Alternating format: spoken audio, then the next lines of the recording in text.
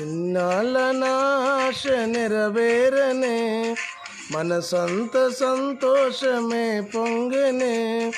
ఇన్నాళ్ళ నాశ నెరవేరనే, మనసంత సంతోషమే పొంగనే. బలమైన యేసుని గణపరచగా అడిగేసి చిందయ్యనా, యేసుని మనసారా స్తుతించెనా. అడిగేసి చిందయ్యనా, యేసుని మనసారా స్తుతించెనా. ఇన్నాళ్ళ నాశ నెరవేరనే.